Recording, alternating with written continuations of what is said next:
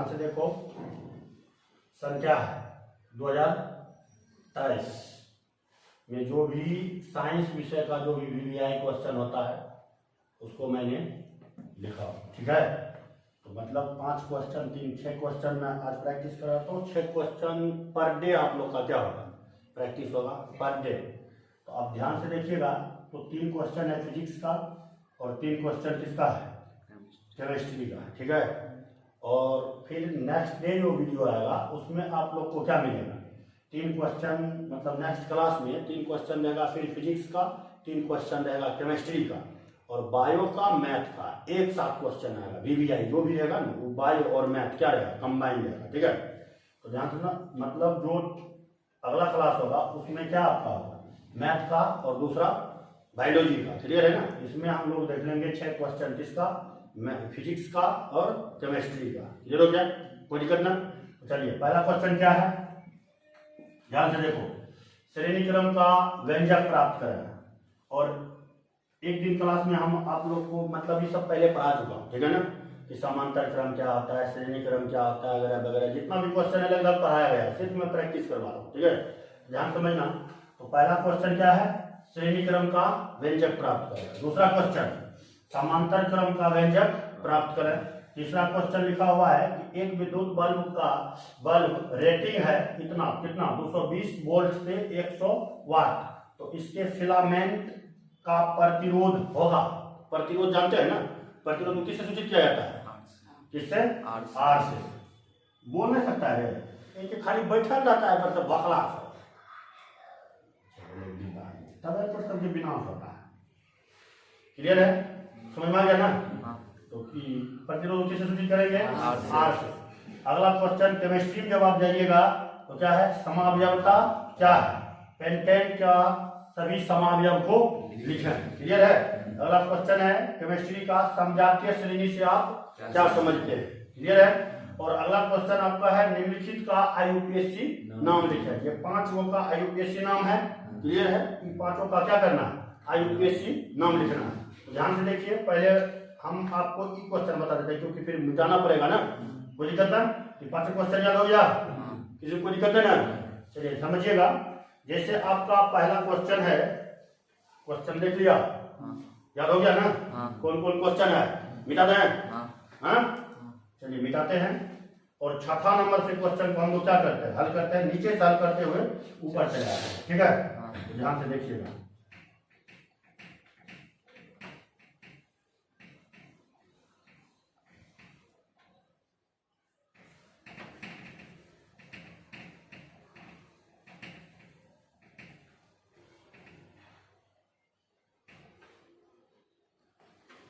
चलिए छठा question IUPAC NAME नाम लिखा है, क्लियर है ना। ध्यान से देखो, बहुत सिंपल है, कोई विशेष चीज इसमें लिया गया नहीं है। ये सब IUPAC नाम बहुत ईजी है, जो कि मैं क्लास में आप लोग को फुल डिटेल्स बता चुका हूँ कि सब IUPAC नाम कैसे लिखा जाता है, कितना रूल्स होता है, किस तरह से लिखते हैं। तो देखिए इसका नाम जानते हैं ना, फुल फॉर्म IUPAC का international union pure applied chemistry, समझ रहे हैं ना, मतलब ये अंतरराष्ट्रीय पद्धति के अनुसार इस सब का नामकरण किया जाता है, क्लियर है।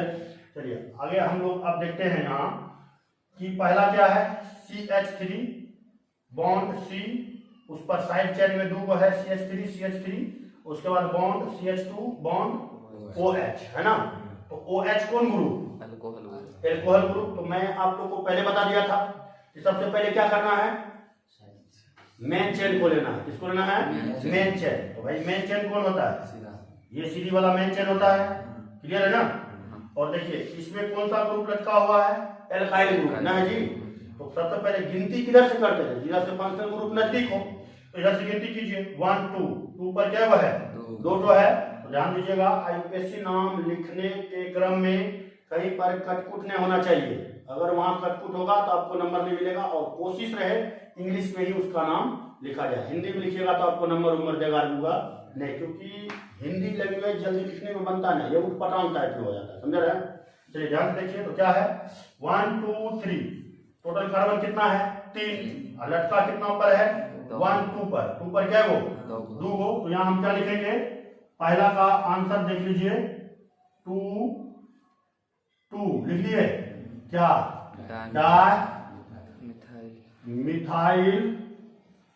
डाइमिथाइल। टोटल कार्बन कितना है 3। तो इसको हम लोग 3 कार्बन है। तो आप लोग को बताया गया था कि अल्कोहल के नामकरण में किस प्रकार से करते हैं, ई को हटा के ओ एल लगा देते हैं। तो 3 कार्बन वाला क्या बोलते हैं, प्रोप। तो प्रोप 3 कार्बन एल्केन में जाएंगे तो क्या होगा, प्रोपेन ना होगा जी। तो प्रोपेन से ई को हटा करके क्या लगाना है, ओ एन। तो यहाँ क्या हो जाएगा, प्रोपेनॉल। क्लियर हो गया। इसका आईयूपीएसी नाम हुआ 1 नंबर का। क्लियर है ना। या इसी को आप लोग लिख सकते हैं दूसरे लैंग्वेज में भी। ये सब आपको आगे काम देगा, 10th लेवल में उतना यूजफुल है नहीं होता है। इसको आप लिख सकते हैं प्रोपेन 1 ऑल, ये भी हो सकता है। क्लियर है ना। तो ये अभी 10th लेवल के लिए ऊपर का याद रखिएगा, प्रोपेनॉल। अब जो है एल्कोहल का बहुत सारा पार्ट भी होता है, primary alcohol, secondary alcohol, tertiary alcohol, समझ रहे हैं। ये सब हम बता चुके थे क्लास में, तो सबका यहाँ जिक्र करना ठीक नहीं लगता है। अब ध्यान से देखिए, ये तो हो गया क्लियर 1 नंबर का। 2 नंबर का ध्यान से देखो, तो 2 नंबर के क्या है, कौन ग्रुप लगल है, एल्डिहाइड ना जी, एल्डिहाइड है ना। तो एल्डिहाइड में मैं पहले बता दिया था, एल्डिहाइड अगर ग्रुप लगा हो, कार्बन युक्त अगर कोई फंक्शनल ग्रुप लगा हो, तो उसके मेन चेन में उस कार्बन का भी क्या होता है, गिनती होता है, नहीं होता है जी। तो गिनती कीजिए 1 2 3, 3 वाले को क्या बोलते हैं, प्रोप बोलते हैं ना। तो अब इसके अंतिम में क्या आता है, ए एन नहीं आता है जी। तो इसका नाम क्या लिख लेंगे 2 नंबर में, प्रोपेनल हो गया इसका आईयूपीएसी नाम। क्लियर है, कोई दिक्कत ना, किसी को कोई परेशानी नहीं ना। अब अगर कॉमन नाम पूछे तो प्रोपल्डिहाइड, दोनों नाम बता चुके हैं, कॉमन नाम, आईयूपीएसी नाम। तो अधिकतम यूज होता है किसका, आईयूपीएसी नाम का, कॉमन नाम का यूज नहीं होता है। क्लियर हो गया। अब देखिए अगला पॉइंट क्या है, अब दूसरा क्वेश्चन हो गया 2 नंबर का। अब तीसरा देखिए, तीसरा क्या कहता है, कौन ग्रुप लगा है, देखो तो कार्बोक्सिलिक एसिड लगा है ना जी। तो कार्बोक्सिलिक एसिड, इसमें भी कार्बन है, गिनती तो उसका भी होगा। तो कैसे लिखेंगे, 1 2 3 होता है ना। तो क्या बताया था इसमें, एसिड में क्या होता है, ओइक एसिड अंतिम आता है। क्लियर है। तो देखो गिनती करो 1 2 3 आया। तो 3 को वाले क्या बोलते हैं, प्रोपेन बोलते हैं ना। तो इसका क्या हो जाएगा, प्रोपेनोइक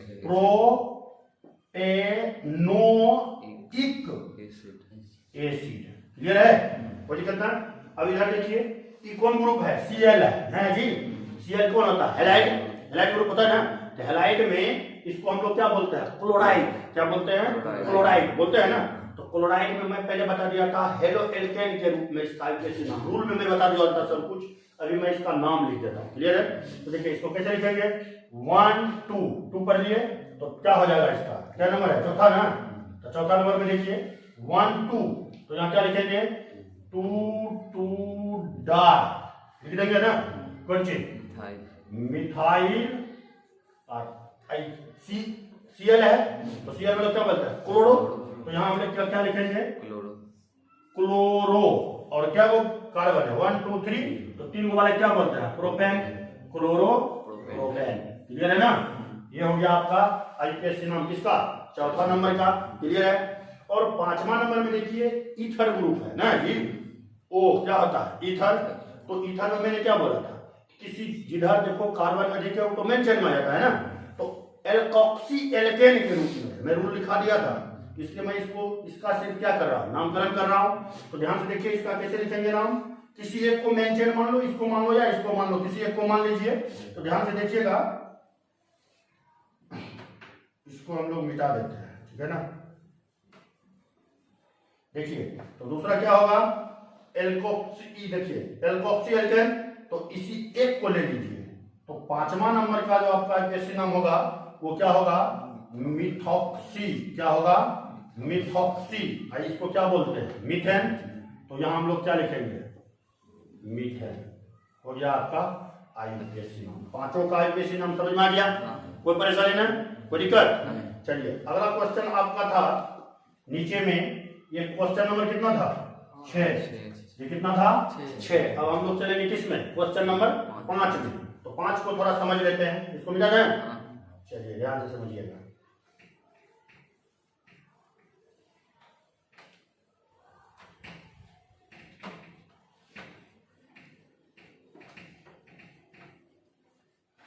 अब क्वेश्चन नंबर कितना आएगा? 5। क्लियर है? अब 5 नंबर के क्वेश्चन को समझिएगा। क्वेश्चन क्या था? जातीय श्रेणी से आप क्या समझते हैं? नहीं जी। और पेन क्या था? उदाहरण के साथ लिखे ना, उदाहरण के साथ लिखें। चलिए समझिएगा। जैसे आपका समजातीय श्रेणी है, उसी के आधार पर एक और क्वेश्चन आता है सममूलक श्रेणी। समझिएगा क्या आता है? सममूलक श्रेणी। थोड़ा इस है यही, समझ रहे ना, लेकिन थोड़ा अंतर है। अंतर क्या है? इस सममूलक श्रेणी तो मूलकों की श्रेणी की बात कर रहा है, समझ रहे ना। यहाँ कर रहा है समजातीय श्रेणी, अर्थात समजातीय श्रेणी बोलेंगे किसको? तो ध्यान से देखो, ये सब परिभाषा सब जो है ना, कभी भी रट्टा फट्टा मत करो यार, ये सब सिंपल है, समझ रहे ना। समजातीय श्रेणी कैसे समझेंगे? तो पहले दिमाग में एक चीज याद रखो, CH2 का अंतर रहता हो तो कौन सी है? तो समजातीय श्रेणी ना। अब इसको अपने लैंग्वेज में बना लो कि कार्बनिक यौगिक का वैसा श्रेणी, याद हो गया क्या? कार्बनिक यौगिक का वैसा श्रेणी जिसमें 2 क्रमागत कार्बनिक यौगिक के बीच CH2 का अंतर हो गया। कोई टेंशन नहीं, समझ रहे ना। लाइफ में मतलब आप लैंग्वेज अपना, लेकिन एक चीज याद रखना, 2 चीज। कोई भी डिफिनेशन जो अगर लिखते हैं ना, उसमें 2 चीज याद रखना। पहला क्या? समजातीय श्रेणी है से आप क्या समझते हैं? ये समझ में आ गया। समजातीय श्रेणी पूछ रहा है। अब समजातीय श्रेणी के अंदर सम जातीय मतलब नहीं, जो बराबर जात वाला श्रेणी की हुई, समझ रहे ना। अब मतलब यहाँ ई समझ लो, इसमें 2 पॉइंट इंपॉर्टेंट है। क्या? एक क्रमागत, दूसरा CH2। ये 2 याद रखेगा, परिभाषा खुद बना लेगा। ये सब बनाने में कभी भी हिचकिच मत करो। साइंस में अगर रटते हैं तो आप जैसा बेवकूफी धरती पर कोई ने पैदा दिया है, समझ रहे ना। अभी 10th में है तो 10th से ही एक्सपीरियंस बनाओ कि हमको ये सब रटने का जो नहीं, सीख लो, समझ लो, लाइफ में कभी भूलेगा नहीं। हम लोग भूल सकते थे, लेकिन हम लोग कभी भूल भी नहीं करते। कोई भी चीज नहीं भूलते हैं। कारण क्या है? उसको मतलब समझा हुआ है, पढ़ा हुआ नहीं है। मतलब समझ रहे ना, पढ़ना और गढ़ना दोनों अलग पॉइंट होता है। क्या समझे? तो आप लोग गढ़ लो, ठीक रहेगा। पढ़िएगा तो पढ़ना जनरल सब है, ठीक है ना। तो देखा में की बताया हम लोग आप लोग को कि 2 कार्बनिक यौगिक का वैसा श्रेणी जिसमें 2 क्रमागत कार्बनिक यौगिक के बीच CH2 का क्या हो? अंतर हो, उसी को क्या बोलेंगे? हाँ, तो दूसर भाषा में 2 कार्बनिक यौगिक, 2 क्रमागत कार्बनिक यौगिक के बीच CH2 का अंतर समजातीय श्रेणी। याद रख ले और खत्म कर दियो। लगातार अपना लैंग्वेज ज्यादा लैंग्वेज क्या होगा? चेंज हो जाएगा, समझ रहे हैं। तो आप ऐसे भी बोल सकते हैं लगातार, लगातार बोलते हैं ना, यानी मतलब लगातार कार्बनिक यौगिक के बीच, लगातार नहीं बोलते, एक के बाद एक कार्बन है के बीच CH2 के अंतर कौन सी कर लेते? समझाते, मतलब सम जाते एक के जात के श्रेणी हुए चाहिए। इन्हें की कोनो दोसर ले लिए, एल्किल ले लिए, मतलब वो में तो ले सकते हैं, कार्बनिक यौगिक में ले सकते हैं।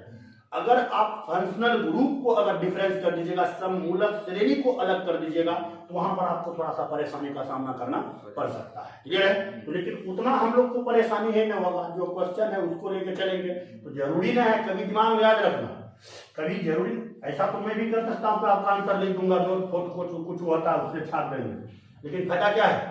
तुम वही चीज लिखेगा ना जो मतलब मास्टर बताया गया, वही आपको लिखना है। तो क्या मास्टर के लिखल का वहां मास्टर ही के लिखे जाए तो में लिखे समझे मेरे। तो अपन लैंग्वेज में होना चाहिए। कॉपी में पहले लिख देता है कि विद्यार्थीगण कृपया ध्यान दें, प्रत्येक प्रश्न का उत्तर अपने शब्दों में दें, जो आप जानते हैं उसी में देना है। इन्हें कि मास्टर जो लिखाया उसमें देना है, समझ रहे हैं। मास्टर के लिखाया हुआ चीज को जल्दी मत पढ़ा करो, उसके कॉन्सेप्ट को, थ्योरी को समझो, समझ रहे हैं। उसका तो काम है लिखा देना, समझ रहे हैं। तो वो लिखा दिया तो जरूरी है कि हम वैसे पढ़ेंगे, क्लियर हो गया, समझ में आ गया। तो क्या बोले हम कार्बनिक लिक्विड है ना। लिक्विड है, बोले तो याद नहीं रहा जी। हाँ। कोई दिक्कत है ना? क्लियर हो गया? लिखना जरूरी नहीं ना है, क्या करना है समझ गए। अब देखिए एग्जाम्पल कैसे देना है। एग्जाम्पल कैसे देंगे? कर्मागत की बात कर रहा हूं ना मैं। तो कर्मागत में जैसे देखिए, अगर मान के चलिए यहां मैंने लिख दिया CH3, यहां मैंने लिख दिया CH2, यहां मैंने लिख दिया CH3, लिख दिया। अब ध्यान से देखो, ये क्या है? प्रोपेन है ना है जी। अब इसके बाद कौन आएगा? ब्यूटेन। ब्यूटेन आएगा। इसके पहले कौन आएगा? इथेन आएगा, नहीं आएगा? ध्यान से समझो, अगर इसके पहले लिखेंगे तो CH3 CH3 इथेन आया ना। इसके बाद अगर लिखते हैं तो CH3 CH2 CH2 CH3 आ गया ना। तो देखो, अगर पहले लिखेंगे तो इन दोनों में भी क्या है? समजातीय श्रेणी है, नहीं है जी। और इन दोनों में भी क्या है? समजातीय श्रेणी है। कैसे है? तो देखो CH3 मतलब ऐसा करना है, मतलब ऐसा लिखना है, मैं आपको समझने के लिए ऐसा कर रहा हूं। CH3 से CH3 कट गया, CH3 से CH3 कट गया, ऐसे काटना ना एग्जाम में, समझ रहे ना? काटे काटे बहुत बात है, कोनो मैथ है काट दो, ऐसा नहीं। साइंस है ना, वो समझ जाता है। जैसे आप मान के चलो, आप ही लोग ऐसे लिख दिए और यहाँ हमको लिख के दे दिया आप क्या? CH2 लिख दिए ना, तो हमको समझ में आ गया कि इन दोनों के बीच में क्या है? CH2 का अंतर है। समझ में आ गया, कोई दिक्कत ना। अब हम लोग क्या करेंगे, फिर ई दोनों के बीच में चलेंगे। ई दोनों के बीच में क्वेश्चन में, प्रोपेन में और ब्यूटेन में। तो देखिए, ई CH3 से ई CH3 कटा, ई CH2 से ई CH2 कटा, देखिए कट गया ना। आई CH3 से ई CH3 कट गया, क्या बचा? CH2 बचा। तो ये क्या है? समझाते श्रेणी है, मतलब इथेन प्रोपेन समझाते श्रेणी, इथेन और प्रोपेन समझाते श्रेणी, प्रोपेन ब्यूटेन समझाते श्रेणी, ब्यूटेन पेंटेन समझाते श्रेणी। ग्रामर आता है। अब इसमें डिफरेंस भी ले सकते हैं, न ले सकते हैं? डिफरेंस मतलब समझ रहा है ना? एल्कीन ग्रुप भी ले सकते हैं। जैसे देखिए CH2 डबल बॉन्ड CH2 हुआ ना, इसी में ले सकते हैं CH3 CH2 double bond CH2। देख लीजिए। अब क्या करेंगे? एग्जांपल में पता ही ना, झटका एग्जांपल दे सकता है। देखो तो E2O संबोधि जी के बोरा में चल गया है, तो यहां पर क्या आया? CH3 का अंतर आया। क्या ये दोनों समझाते श्रेणी है? नहीं ना जी, समझाते श्रेणी है? देखो ना, नहीं है। क्यों नहीं है? तो लेकिन आप यहां देखो, ये समझाते श्रेणी है। अब गलत समझ रहे हैं ना? क्योंकि हम संरचना क्या किए हैं? गलत लिखे हैं। कैसे? तो यहाँ 1A होगा, नहीं होगा जी। कार्बन को 4 बॉन्ड करना चाहिए, तो 2 इतना है, एगो ये है 3 है, एगो हाइड्रोजन 4 बॉन्ड टूट गया। अब देखिए तो समझिए, तो इससे एक हाइड्रोजन इसको लेंगे हैं, तो यहाँ 2 आ जाएगा। देखो E2O C2O कट गया, इन दोनों के बीच भी क्या है? CH2 का अंतर है। समझ में आ रहा है ना? तो ये क्या है? समझाते श्रेणी। अगर कोई फंक्शनल ग्रुप के तहत में समझाते श्रेणी को दिखाना है तो सिंपल ले लेना। जैसे कि हो गया मिथाइल अल्कोहल, और ये हो गया क्या मेरा? इथाइल अल्कोहल हो गया ना। इस टाइप से आई देखो, OH भूल गए थे ना, OH आ गया ना। इथाइल अल्कोहल, मिथाइल अल्कोहल, देखिए CH3 से CH3 कट गया। काटना ना, मैं पहले बोल रहा हूँ, वैसे बात करते हैं, इसको काटना नहीं है, समझ रहे ना? इसको क्या करना, जैसे बोले वैसे आपको क्या करना, लिख देना है। सिर्फ यहाँ आपको लिख देना है CH2। देखो अल्कोहल से अल्कोहल कट गया, CH3 कट गया, बचा क्या? CH2 अंदर आ गया, CH2 का अंतर। ये समझ में आ गया क्या? समझाते श्रेणी, समझ गए ना?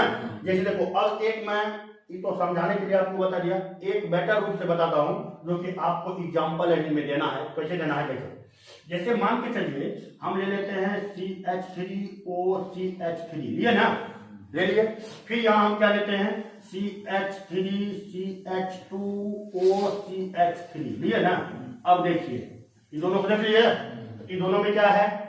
CH3 से CH3 गायब, CH3 से CH3 गायब, O से O गायब, क्या बचा? CH2। यहाँ तीर दे देंगे, यहाँ लिख देंगे सिर्फ CH2, हो गया। समझाते श्रेणी। इसी टाइप से आपको देना, काटना ना है कि काटे हम आपको समझने के लिए। समझ में आ गया ना? कोई परेशानी नहीं। अगला क्वेश्चन क्या है? समावयवता। समावयवता, ध्यान से समझिएगा। समावयवता क्या होता है? और बोलता है पेंटेन के समावयव को लिखें, ठीक है ना? ध्यान से समझिएगा। समावयवता क्या होता है? समावयवता समझिए, बहुत सिंपल है, समझ रहे हैं ना? क्या बोलेंगे? वैसा कार्बनिक यौगिक, देखा सिंपल। अभी पढ़ रहे हैं हम सिर्फ ऑर्गेनिक के, इसमें लिया ऑर्गेनिक, उसमें लिए हैं कौन चीज? इलेक्ट्रिसिटी विद्युत धारा का क्वेश्चन है, समझ रहे हैं ना।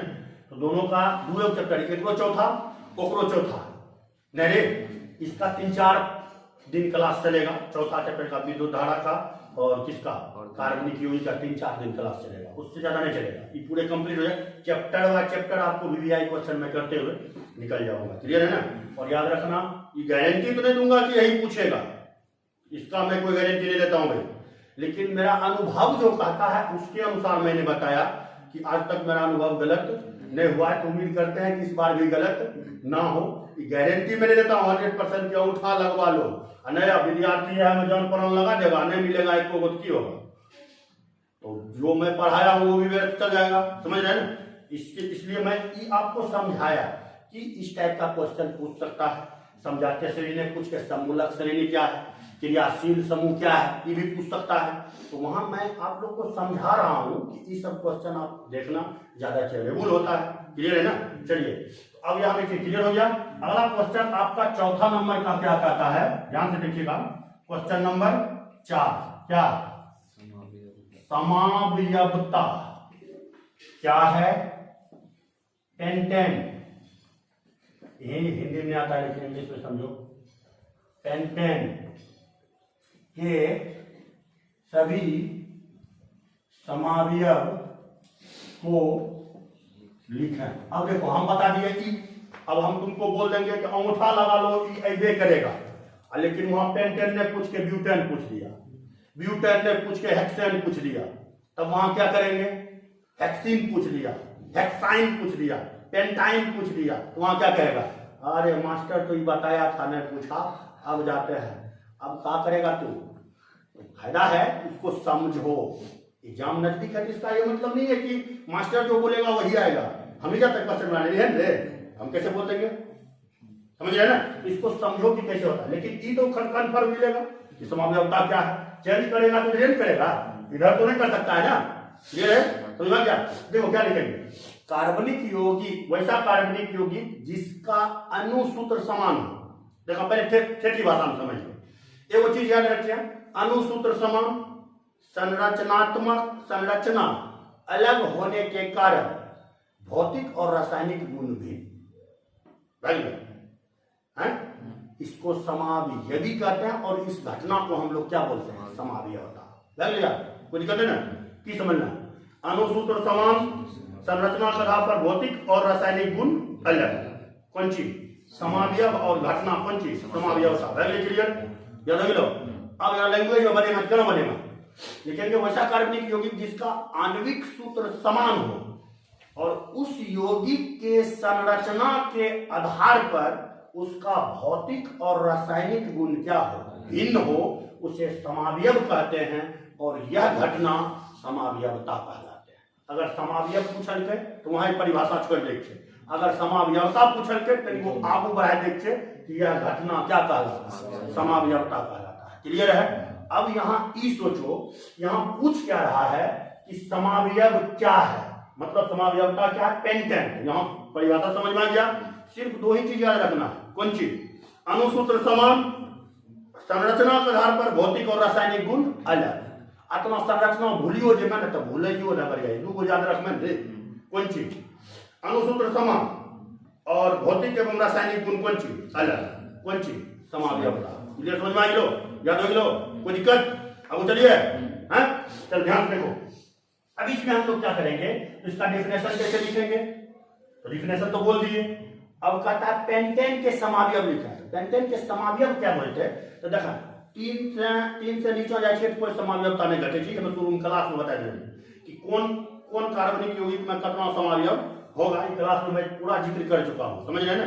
केमिस्ट्री, फिजिक्स, मैथ, ये सब ऐसा सोचो कि कोई विषय मतलब अगर समझ में आएगा ना तो बड़ा मजा आता है। खास करके केमिस्ट्री ऑलरेडी मैथ है, समझ रहे ना, मतलब पूरा अगर चेंज नहीं, केमिस्ट्री मैथ नहीं, फिजिक्स सब क्या है, मैथ है। केमिस्ट्री थोड़ा उटपटांग हो जाता है, समझ रहे ना, इसमें बहुत ज्यादा कॉन्सेप्ट आता है, थोड़ी आता है, समझना होता है, उसमें रटना फटने का जरूरी नहीं है। रटिए फटिएगा तो क्या होगा, मैट्रिक पास कर जाएगा, नंबर उठा लेगा। हम देखे हैं कैंडिडेट को, समझ रहे ना, कैंडिडेट आता है ना मेरे यहाँ 11th में पढ़ने के लिए, तो पूछते हैं बाबू कितना नंबर है, 427 नंबर है, 427। और उसको ई पता न है कि ब्यूटेन का सूत्र की होता है, याद किए थे, कॉपी में पूछेंगे ना बोलेगा कॉपी में है। विद्यार्थी को यहाँ तक समझना क्या फायदा हुआ, जैसे मैट्रिक में नंबर ले आया की हुआ, कोई फायदा हुआ? कहीं जाएगा पढ़ने के लिए क्या होगा, मुंह पाएगा और ढकना ढंग के बना लेगा, क्योंकि वहां तुमको समझ में नहीं आएगा, शरारत फट के पास किया है, कोई फायदा नहीं। समझ लो, उससे बेटर है रट्टा फट्टा मार के डिग्री लेने से क्या फायदा है? डिग्री लेगा तो क्या करेगा, लेकिन क्या करेगा, 15-20 हजार में तो बिक जाता है, चाहे किसी का डिग्री लो ना बिक जाता है, कोई फायदा ना है। इसका डिग्री अगर जब तगड़ा रहेगा ना तो दिक्कत न, अनहरियों में काम दे देगा, समझ रहे? चलो क्लियर है। अब एग्जांपल दे दो, एग्जांपल की करेगा, पेंटेन है ना, तो पेंटेन के सूत्र बोल, C5H12 C5H12, क्लियर है, कोई दिक्कत?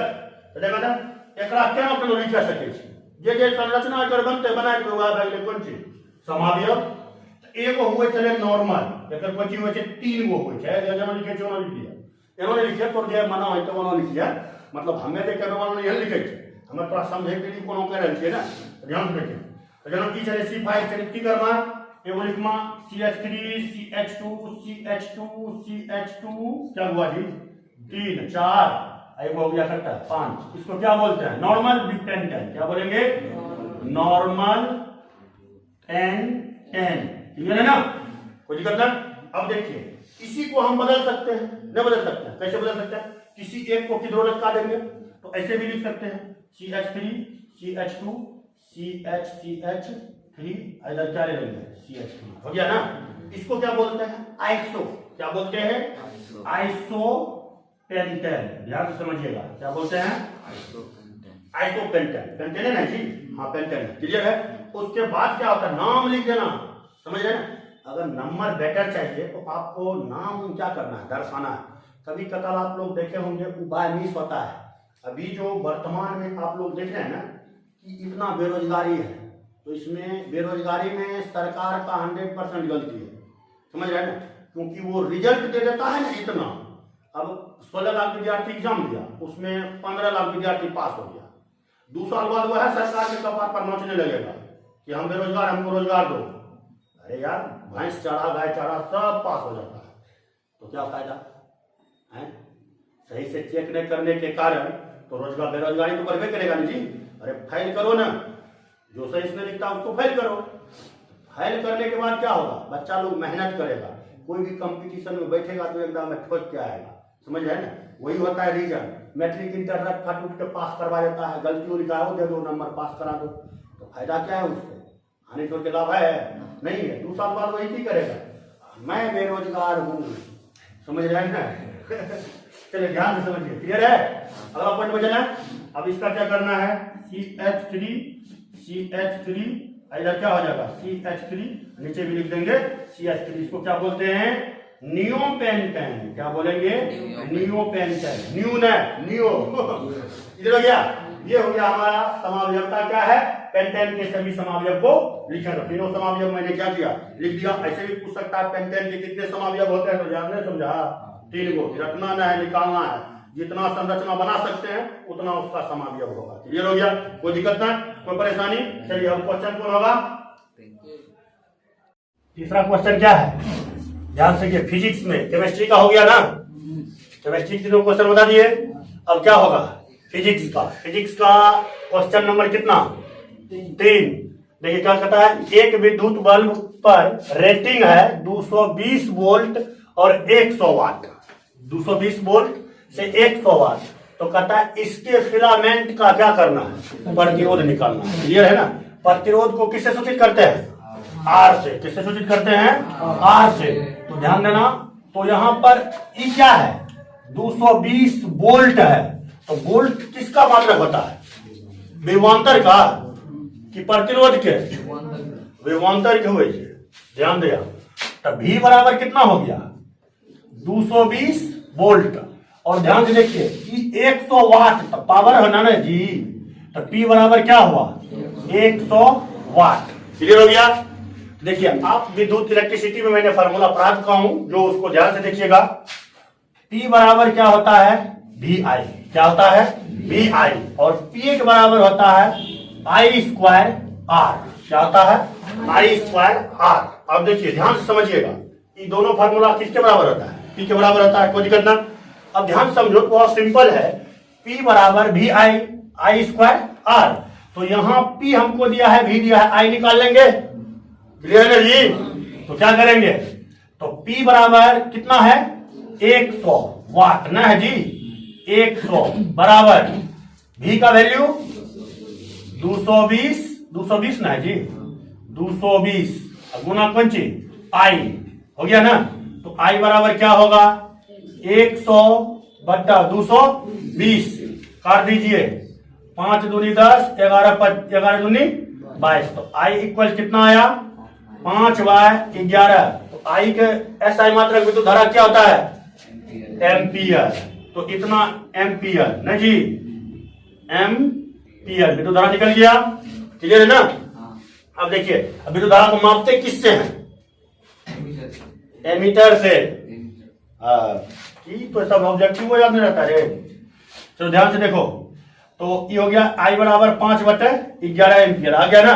अब हम लोग क्या करेंगे? फिर लिखते हैं P बराबर आई स्क्वायर आर है ना। तो P का वैल्यू कितना है? 100। आई का वैल्यू 5/11 के कुंची होल स्क्वायर इंटू आर करेंगे ना। तो ध्यान से देखिएगा, तो क्या आ जाएगा? 100 इक्वल 25, 11 गुना 11 121, 25 चौका 100, 121 गुना 4 484। ये होता है, करके देखो दे। अरे मैथ के बात है, ये कैलकुलेशन सब तगड़ा है, कोई दिक्कत नहीं ना। हो गया, देख लीजिएगा आंसर आपका मिल जाएगा कितना? 484 पंची ओम। प्रतिरोध कैसा है मात्रक? ओम। क्लियर है ना? तो ओम के बारे में जानते हैं ना? है? तो बोल नहीं सकता है जी, खाली ताकता है पागल सब। हो गया, समझ में आ गया? अब चलिए नेक्स्ट क्वेश्चन में हम लोग चलेंगे, जो कि उतना इंपॉर्टेंट भी है और नहीं भी है, कोई दिक्कत नहीं होगा, ध्यान से समझना। अगला क्वेश्चन क्या बोले थे? समांतर क्रम और श्रेणी क्रम। भाई उतारना भी था जी। चलिए,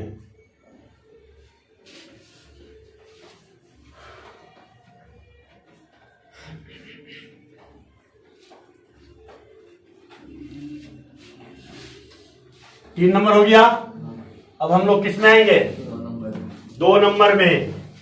ध्यान से समझना, 2 नंबर 100% समझ जाएगा सब। क्लियर है ना? चलिए समझिएगा, 2 नंबर में क्या है? 2 नंबर का क्वेश्चन नंबर कितना है? 2 समझिएगा। समांतर क्रम का व्यंजक प्राप्त करें। देखिए यहां जो अब आप लोग पढ़ रहे हैं ना, जैसे समांतर क्रम का व्यंजक, तो व्यंजक समांतर क्रम में कौन जुड़ता है? प्रतिरोध नहीं जुड़ता है। प्रतिरोध को श्रेणी क्रम में जोड़ो या समांतर क्रम में जोड़ो, अलग अलग परिपथ के लिए अलग अलग प्रकार से क्या करता है? प्रतिरोध को जोड़ा जाता है, नहीं जोड़ा जाता है। तो मैं ये सब बता दिया था कि समांतर क्रम क्या होता है, श्रेणी क्रम क्या होता है, मतलब डिफिनेशन दे दिए थे। अगर दिक्कत होगा तो नेक्स्ट क्लास में हम बता देंगे। अभी व्यंजक प्राप्त करना है ना, तो व्यंजक के बारे में देख लेते हैं, ठीक है ना। चलिए ध्यान से समझिएगा, इसका चित्र कैसे बनेगा? तो बहुत सिंपल है, चित्र बनाना परिपथ खींचने सिखा दिए थे ना आरेख। चलिए क्लियर है?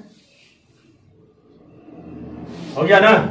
अब देखो क्या वो प्रतिरोध लेगा, 2 या 3 को ले लो, काफी हो जाता है। क्लियर है ना? तो यहां हम लोग क्या करते हैं, यहां सेल आप बढ़ा सकते हैं, सेल की संख्या क्या कर सकते हैं? अधिक कर सकते हैं, वो आपकी मर्जी है। अगर ये है तो पॉजिटिव भाग, ये है तो निगेटिव भाग, इस टाइप से चलता है ना जी। ऐसा आप कर सकते हैं, आपका मर्जी हो तब, ना हो तो कोई दिक्कत नहीं। फिगर खींचने में टेंशन मत लेना। ये हो गया, देखिए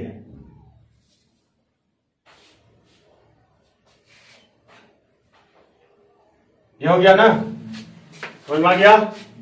ये परिपथ सिर्फ एक रेजिस्टेंस के लिए। क्लियर है ना? अब समांतर क्रम है, तो समांतर क्रम का डिफिनेशन के अनुसार मैंने बता दिया था कि प्रत्येक प्रतिरोध का पहला सिरा एक बिंदु पर और दूसरे मतलब प्रत्येक प्रतिरोध का पहला सिरा एक बिंदु पर और दूसरा सिरा दूसरे बिंदु पर सम्मोहन ही क्या कहलाता है? समांतर क्रम सम्मोहन। अब देखिए समांतर क्रम सम्मोहन बहुत इजी है यार, इस सबको याद रखना, परिभाषा से तो बच्चा जैसा याद हो जाता है। एक रेजिस्टेंस और लगाए और एक रेजिस्टेंस और लगाए, क्लियर है ना? लगा दिए, कितना वाट मिला के? 3। क्लियर है, किसी को परेशानी ना? अब देखिए क्या करेंगे, इसको हम लोग मान लेते हैं R1 R2 R3। क्लियर है ना? अच्छा एक बात बताओ, इस सब का जो विभवांतर जानता है ना, विभवों का अंतर, तो विभव क्या होता है? इकाई धन आवेश को अनंत से एक बिंदु तक लाने में जो कार्य हो संपन्न होता है उसी को क्या बोलते हैं? विभव बोलते हैं। ध्यान समझो, ये सब बहुत इंपॉर्टेंट, कोई रटने वाला चीज है ही नहीं, ये सब क्या है? समझने वाला, समझ रहे हैं ना? अब सोच है धारा कब तक प्रवाहित होगा? जब तक विभवांतर उत्पन्न होगा धारा प्रवाहित होगा, विभवांतर खत्म धारा खत्म। अर्थात धारा अगर परिपथ में संचालित होता है तो वो डिपेंड किस पर करेगा? विभवांतर पर। क्लियर है? अब देखो विभवांतर क्या होता है? दो बिंदु के बीच विभव का अंतर। तो अब यहां बताओ, यहां तो दुए को बिंदु है, एगो ई है एगो ई है ना, तो इसके बीच जो विभवांतर होगा वो क्या होगा? सिर्फ v, यही होगा। अगर श्रेणी क्रम में आएगा तो वहां मैं समझाऊंगा कि श्रेणी क्रम में विभवांतर क्यों बदल जाता है और समांतर क्रम में विभवांतर सेम ही क्यों रहता है। ध्यान से समझिएगा। तो यहां से खींच लेता है, ई दोनों बिंदु, एगो ई बिंदु है एगो ई बिंदु है, ठीक है ना? तो मतलब यहां से भी हम भी लिख सकते हैं, लेकिन यहां से देते हैं थोड़ा आपको समझने के लिए। क्लियर है ना? इस सब के बीच के विभवांतर क्या होगा? भी होगा। क्लियर, समझ में आ गया? अब देखिए अगर हम धारा को यहां से प्रवाहित करेंगे, इसमें धारा को, क्लियर है ना? तो एक बात समझो कि जैसे धारा बटता कैसे है। अगर मान के चले कि कोई परिपथ छिके, ठीक है, वो परिपथ से तो जत्ते वायर खींचमा धारा ओते डायरेक्शन में जेते नहीं जेते रे। अब जना जनरेटर में स्टार्ट मारे छा, ये तो मार देला, तो जोनो से जनरेटर से मान के चले कि 500 वोल्ट बढ़ी जाए छे, मान के चले 500 मरकरी बढ़ जाए, ठीक है। 500 मरकरी नहीं बढ़ के हमारे असले का अगमोनी तक खाली तारे लंबा कर देबे, समझिए ना, वो में करंट दौड़ा देबे, तो यो जनरेटर पर लोड पड़ता है, कहीं नहीं धारा के विरोध निश्चित करते, धारा के कुछ न कुछ प्रतिरोध करते ना। तो ध्यान से देखिए, अब तो की कर्म, तो वो जो धारा आवे छे यहाँ, मतलब जनरेटर एक एग्जांपल ले छिए, जनरेटर से आवे छे, नहीं देखे छे बियाह शादी हुए छे ने, तो नहीं कहे छे ओ हमरा घर में लाइन दे दियो, तो वहां से तार छील के जोड़ के इन्ने घुसा ले छे, नहीं घुसा ले छे। लेकिन धारा देखा बटे छे कि नहीं बटे छे, इन्नो धारा चले ले, उन्नो चले गेले, इन्नो चले गेले, नहीं चले गेले, तो डायरेक्शन उसका क्या हुआ? बदल गया धारा का, कोई दिक्कत ना। जब धारा का डायरेक्शन बदल जाएगा तो मतलब वहां पर जनरेटर पर लोड नहीं पड़ेगा जी। तो ध्यान से देखना, तो जैसे ही यहां धारा आती है, कौन आई आता है ना, तो इसको 3 गो रास्ता मिल जाता है, तो धारा 3 जगह चल जाएगा। क्लियर है ना?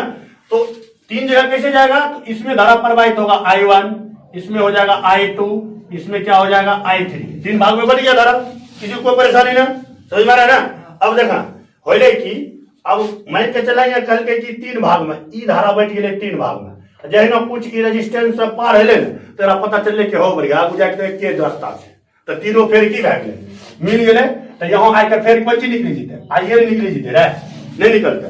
देखा ई तीनों में धारा बटले, और फिर आगू चल करके वो एक बिंदु पर आया, तो यहाँ क्या हो गया? आइए ना हो गया जी, कोई परेशानी नहीं ना?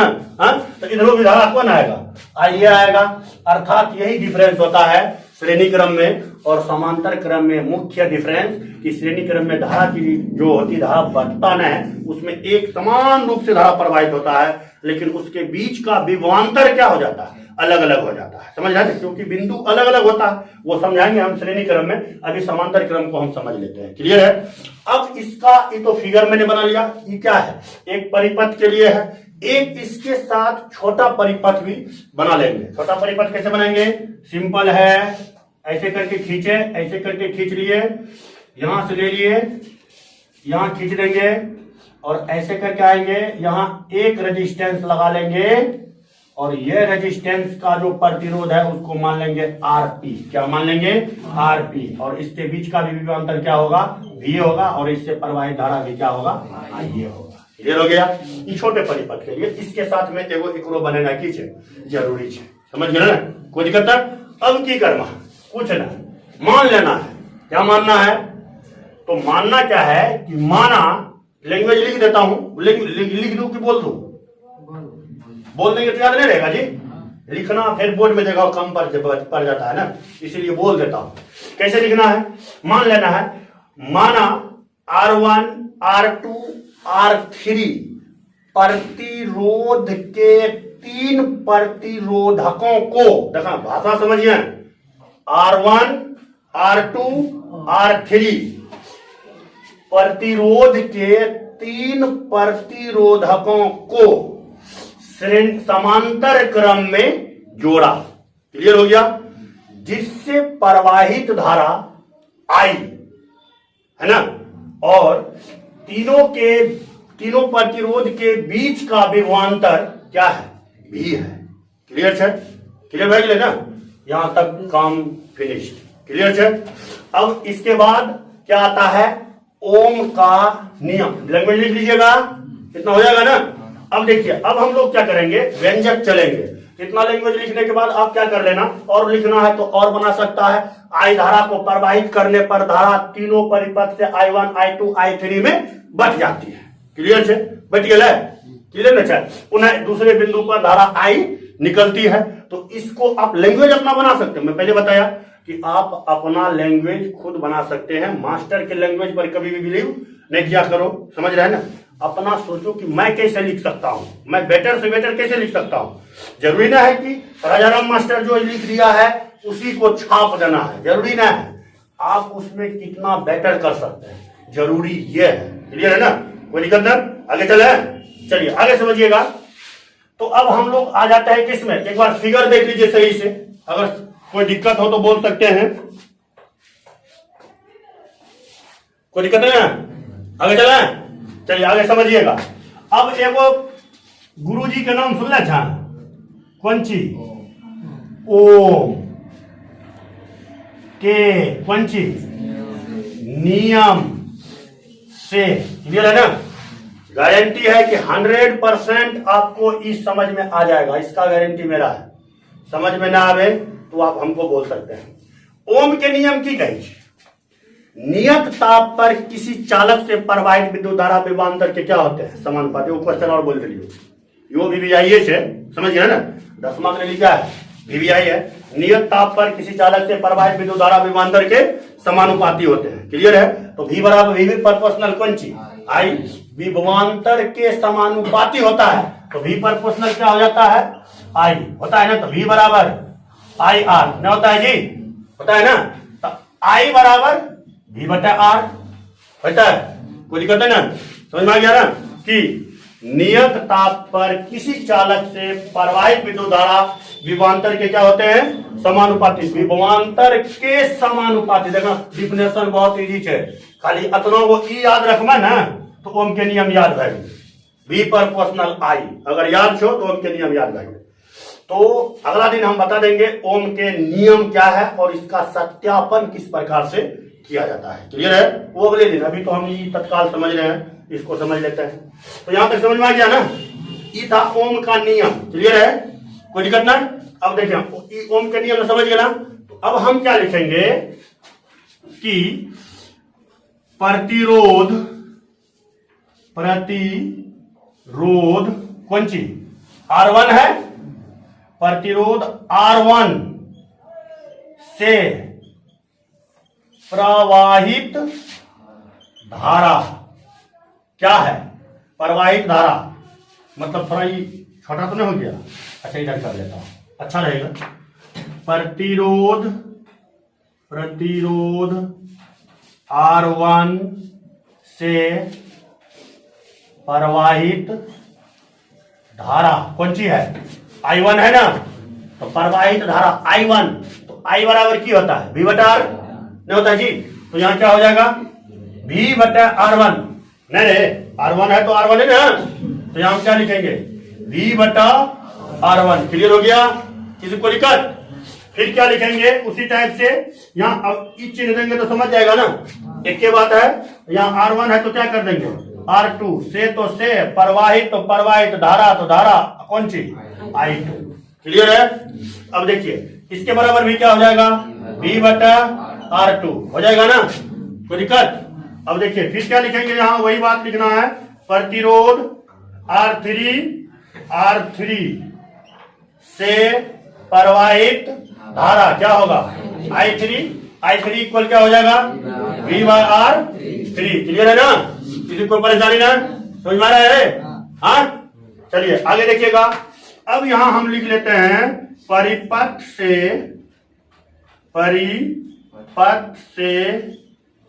कुल प्रवाहित धारा क्या होगा, I इक्वल क्या हो जाएगा, I1 plus I2 plus I3। नहीं देखा यहाँ पर I3 भाग में बच गया, इधर आकर के क्या हुआ, एक भाग नहीं हुआ जी, तो यहाँ क्या हो गया, I1 plus I2 plus I3। Clear है।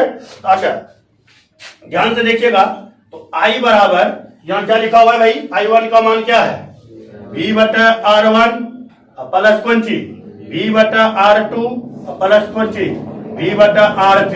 क्लियर है ना। हाँ समझ में आ गया। ऊपर मिटा दे, ऊपर कोई जरूरी ना है, ठीक है ना। ये सब नहीं लिखना भाई, मैं तो ये समझने के लिए ओम के नियम को बता दिया, समझ गया। सिर्फ लिखना ओम के नियम से प्रतिरोध R1 से प्रवाहित धारा I1 बराबर V बटा R1। लिख भी देगा तो कोई दिक्कत ना है, और एग्जामिनर जो एग्जाम चेक करता है ना, पूरा तो और फायदे न है, उसके बाद खोजना नहीं पड़ेगा कि I बराबर V बटा R। सही है बता है कि नहीं रे, वो आंखों में के देखेगा तो कहेगा हाँ ये तो पहले निकाल दिया है, समझ ले। कॉपी वैसा लिखो ना थोड़ा हटके हो, हटके मतलब बुझे जा, अरे बात तो हो बता लैंग्वेज में लिखवा ना, तो लेकिन सबसे अलग लिखा, समझ। बुक करके वहां ई देखा कि हमारे कॉपी का अनहर आदमी छुई करके पढ़ लिया बनो लिखा। राइटिंग मैंने नहीं रहे छे, तोर दिमाग मैंने रहे छे, राइटिंग तोरा की देखमा तो मुरझुर रंग के राइटिंग बैठे छे आदमी के, समझ गए। लेकिन नंबर की आवे छे, हरा के आवे छे, नहीं आवे छे, तो रीजन की चले, यहाँ ताकत रहे तब नंबर आवे छे। याद हो गया ना, कोई दिक्कत नहीं ना, बेटे होगा। चले देखा, अब देखें ये निकल गया आपका। ऊपर हम इसको लेकर के आते हैं, ऊपर आपका क्या होगा, ये तो क्लियर हो गया। अच्छा इसका एक स्टेप और ले लेते हैं, दिखाई देता है नीचे, नीचे दिखाई दे रहा है ना, कोई दिक्कत है ना। चल देखिए V बराबर इस I बराबर इससे V को मान ले सकते हैं ना जी, क्या होगा 1 बटा R1 प्लस 1 बटा R2 प्लस 1 बटा R3। क्लियर है ना, कोई दिक्कत ना। अब देखिए इसको आप मान लीजिए क्या, इक्वेशन फर्स्ट। मर्जी है तब, मन है तो मान लो, ना है तो कोई गारंटी ना है, जरूरी ना है कि मानिए, लेकिन 100 में 99% रखना कि मानिए लें, थोड़ा अच्छा रहेगा। क्लियर है ना। ये तो बड़का परिपथ के लिए था, हो गया बड़का परिपथ के लिए। अब उसी टाइप से किसमें चलेंगे, छोटे परिपथ के लिए। क्लियर है ना। तो यहाँ थोड़ा लिख देंगे ताकि उस बेचारे चेक करने वाले को दिक्कत ना हो। छोटे परिपथ के लिए न हो तो छोटा परिपथ यंच को तो यहाँ लगाए दो कौन चीज, ओम के नियम लिख दिए ना। क्या लिखेंगे, प्रतिरोध आरपी नर प्रतिरोध आरपी से कौन चीज, प्रवाहित धारा क्या है, आई ना है जी, आई समझ रहे ना, आई लिखे हैं आई। तो आई बराबर क्या हो जाएगा यहाँ V बटा आरपी होगा ना। इसको क्या मान लेंगे हम, इक्वेशन सेकंड मान लिए। अब ध्यान से देखिए, समीकरण फर्स्ट भी है और समीकरण सेकंड भी है। क्लियर है ना। चलिए इसको मिटा देते हैं।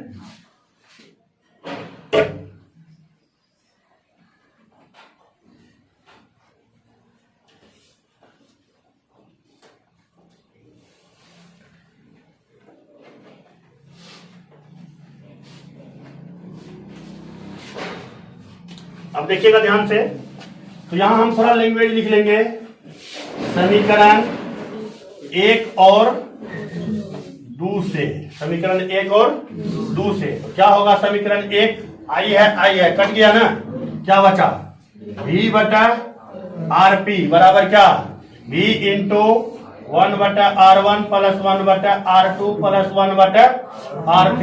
क्लियर है ना, v से v कट गया, 1 बटा RP बराबर क्या निकला 1 बटा R1 प्लस 1 बटा R2 प्लस 1 बटा R3। कितना प्रतिरोध के लिए था 3 प्रतिरोध के लिए। क्लियर है ना। अब मैं थोड़ा श्रेणी क्रम बता लेता हूं, क्लियर है ना। उसके बाद मैं समझूंगा कि यदि परिपथ में n प्रतिरोध लगा हो तो वहां पर कुल प्रतिरोध क्या होगा। क्लियर है ना। तो वो पहले अभी श्रेणी क्रम निकालते हैं, फिर दोनों में बता देंगे कि n प्रतिरोध लगाने पर क्या हो सकता है और क्या नहीं हो सकता है। क्लियर है ना, कोई दिक्कत है। एक क्वेश्चन नंबर 1, ठीक है ना।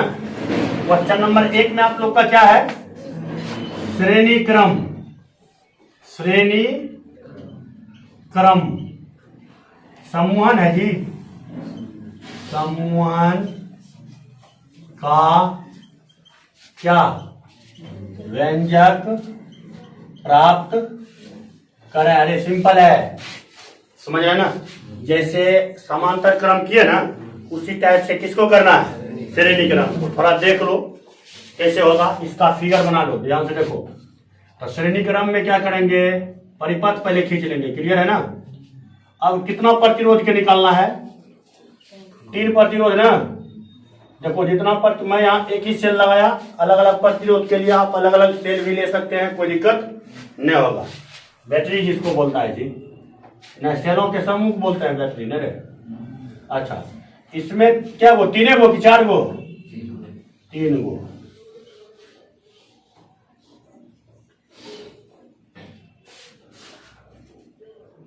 क्लियर है, कितना प्रतिरोध हुआ 3।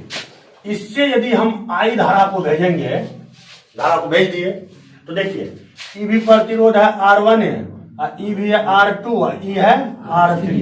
मैं क्या बताया, अब श्रेणी क्रम समूहन होता क्या है, ये सब डिफिनेशन मैं बता दूंगा, ऐसे क्लास में बता चुका हूं, ठीक है ना।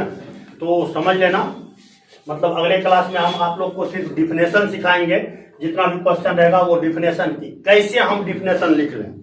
अगर नहीं भी जानते हैं तो डिफिनेशन, अगर सूत्र आपके दिमाग में है तो डिफिनेशन आप आराम से बना सकते हैं कि कैसे कैसे क्या करना है। क्लियर है ना। ध्यान से देखो, तो ये क्या है हमारा श्रेणी क्रम समूहन है। क्लियर है ना। तो इसमें हम लोग क्या करेंगे, इससे अगर हम आई धारा को प्रवाहित किए तो इसमें तो धारा बदलेगा नहीं, इसमें धारा बदलेगा जी नहीं। क्यों नहीं बदलेगा, क्योंकि ई पार्ट में न है जी। क्या बोलते हैं, ध्यान समझना कि श्रेणी क्रम कहते किसको है, लिखेंगे प्रतिरोधों का वैसा समूह है जिसमें अगर जितना प्रतिरोध होगा उसके लिए, अगर मान के चलो बोलेगा कि 3 प्रतिरोध है, 3 प्रतिरोध के लिए श्रेणी क्रम समूहन को परिभाषित करें। देखा क्वेश्चन वह पूछ रहे थे, लेकिन 3 गो की कर रहे थे, चेंज कर रहे थे, समझ गए ना। तो कुछ नहीं करना है, लिखना है कि जब पहला प्रतिरोध का, पहले प्रतिरोध का पहला सिरा और दूसरे प्रतिरोध का पहला सिरा और पहले प्रतिरोध के दूसरा सिरा, ध्यान से देखिए, अरे ना समझे ना समझिए, एगो मार्कर 2 गो मार्कर एक और थे, कौन थे, यहाँ से 3 रंग के मार्कर थे, ठीक है ना। एक मान ले कौन चीज, एगो रेजिस्टेंस R1 R2 इक्वल है R3 हुआ ना। ये R1 है, इसको R1 मान लेते हैं, इसको R2 मान लेता है, इसको क्या मान लिया 3 गो पर प्रतिरोध न है, प्रतिरोध 3 गो घुमल होता है कुंडली के रूप में, समझे ना। तो ध्यान से देखना, वो सब आप देखे होंगे कई परिपथ में ऐसे ऐसे घुमावदार लगा रहता है, वो सर्किट जब मतलब क्लास में समझा दिया, छोड़ो इस सब बात कर रहा हूँ। देखो ये एगो हुआ 1 जी, ये पहला R1 हुआ, ई की हुआ R2 हुआ ना, ये R1 ई R2 देखा एकर एगो पहला सिरा एक बिंदु पर जुड़लो है ना, इन मिलना है, देखा एकरा गिनी ला एनो करके एगो छै सिरा याद है, एकर दोसर सिरा आई दोसर के कौन पहला सिरा जुड़ले ना, देखा ई खोपिया के मिल लिया पहला सिरा आ ढक्कन के मिल लिया कौन दोसर सिरा। तो फिर ई खोपिया है गेले पहला सिरा, आई ई नक्कर की भए गेले दूसरा सिरा। तो देखा एकर ई दोसर सिरा, एकर ई कौन पहला सिरा, एनो जुड़ले ना, देखा एगो है गेले अब देखा फिर खोपिया कौन चीज के पहला सिरा ई कौन चीज के दोसर सिरा देखा एना को जुड़ गेले ना।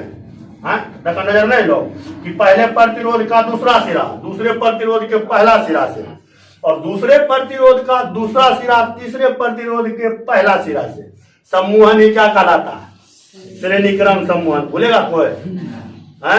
हमको नहीं लगता है कि कभी भूलेगा, हमरे जिंदगी में नहीं भूलेगा, तू अपने जिंदगी में भूल भी सकता है, गारंटी नहीं लेंगे। चल क्लियर भैया। तो देखा जब एकरा से तो धारा प्रवाहित करना चाहिए की हुआ इसमें सिर्फ क्या प्रवाहित होगा आइए ना नहीं होगा जी क्या होगा आई। और ध्यान से देखना आई प्रवाहित होगा तो दो बिंदु अलग अलग बिंदु है ना जी, ये भी अलग बिंदु है, ये भी अलग बिंदु है, ये भी क्या है अलग बिंदु है। तो यहाँ पर आने के बाद इस सब का विभवांतर क्या होगा अलग अलग होगा। क्या होगा अलग अलग होगा। क्लियर है ना, क्लियर समझ में आ गया। लेकिन धारा क्या होगा एक समान होगा। उसी टाइप से आपको मानना है जैसे मैंने पहले पीछे मानने के लिए बता दिया था कि माना R1 R2 R3 प्रतिरोध के 3 प्रतिरोधकों को श्रेणी क्रम में जोड़ा जिससे प्रवाहित धारा आई।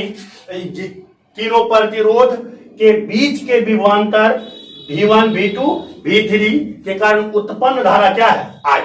क्लियर हो गया। ऐसे भी बोल सकते हैं या प्रवाहित धारा I के कारण उत्पन्न विभवांतर क्या होता है V1 V2 V3 ऐसे भी बोल सकते हैं। आपका जैसे मर्जी हो वैसे लैंग्वेज बना दो। क्लियर है ना, कोई दिक्कत नहीं ना। किसी को समझ में आया, किसी को समझ में नहीं आया आवाज गया। अब देखिए इसी के साथ हमको क्या बनाना है एक छोटा परिपथ न जी। चलो देखो बना लिए, यहां रेजिस्टेंस लगा दो और इस रेजिस्टेंस को क्या बोलेंगे RS।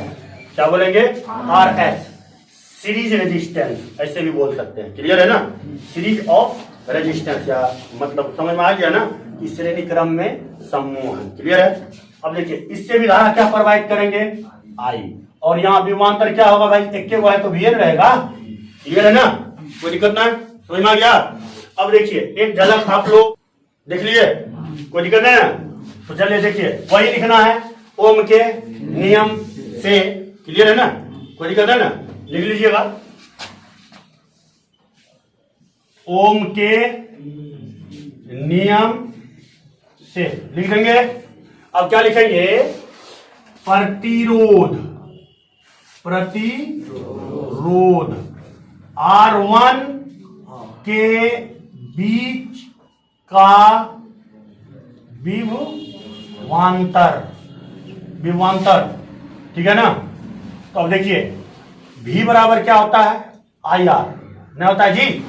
क्लियर है ना, क्या होता है IR। तो किसके ओम के नियम से V प्रोपोर्शनल नहीं होता, अभी तो पीछे बतेवे किए थे ना V प्रोपोर्शनल क्या I। तो V बराबर क्या होगा IR। 100% समझ में आ गया। अब देखिए यहाँ विभवांतर तो क्या है आपका विभवांतर V1 है ना जी। तो V1 बराबर क्या होगा IR1 होगा ना। क्लियर है। उसी टाइप से फिर क्या लिखेंगे प्रतिरोध R2 के नहीं लिखेंगे बिंदु दे देते हैं के बीच का विभवांतर। समझ में आ गया ना, नहीं समझा लिख दे समझ जाएगा ना। मतलब अरे यार यही लिखना लैंग्वेज यही रहेगा ना। R1 की जगह क्या करना R2 लगा देना, V1 की जगह क्या करना V2 कर देना है। क्लियर है। तो यहाँ आपका क्या हो जाएगा V2 इक्वल क्या IR2। इसी टाइप से लिखेंगे प्रतिरोध R3 के बीच का विभवांतर कौन सी V3 बराबर कौन सी IR3 होगा ना जी। क्लियर है ना। अब इसका कुल विभवांतर क्या होगा तो V होगा नहीं होगा। तो यहां हम लिखेंगे परिपथ का क्या कुल विभवांतर। देखो मैं टूटल फुटल भाषा में सिखा रहा हूं, ठीक है। आप अपना लैंग्वेज बना सकते हैं। मैं पहले बोला कि मेरे लैंग्वेज पर बिलीव मत करो, ठीक है ना, समझ में आ रहा है ना। अपना लैंग्वेज क्या बना सकता है उस पर विश्वास रखो। हम जो बोलते हैं हम तो कुछ भी बोल देते हैं, समझ रहे हैं ना। तो तुम बनाना तो तुमको है ना जी। यहाँ क्लियर हो गया। तो क्या होता है V बराबर क्या होगा V1 plus V2 plus V3। समझ में आ रहा है रे। हाँ तो आगे देखिए क्या होगा V बराबर V1 क्या है IR1, V2 क्या है IR2, V3 IR3, क्लियर है ना। देखिए तो V बराबर I कॉमन ले सकते हैं ना, कॉमन ले लीजिए, क्या बचेगा R1 plus R2 plus R3। इसको आपका मान लो इक्वेशन फर्स्ट, मान लिए ना। किसी को कोई परेशानी, कोई दिक्कत नहीं ना। चलिए अब ऊपर बिठा दें, ऊपर बिठा दें, ये बिठा देते हैं, थोड़ा यहाँ निकालिए लिए हैं, देख लो एक झलक, कोई दिक्कत नहीं होगा। चलिए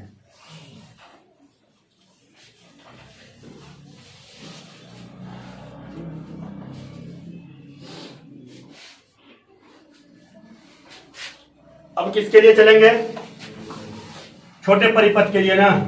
यहां लिख देंगे छोटे परिपथ के लिए, ऐसे लिख दिए। ऐसे आप लिख सकते हैं चित्र संख्या, चित्र ए, और इसको दे सकते हैं चित्र बी, ऐसे भी आप लिखा सकते हैं।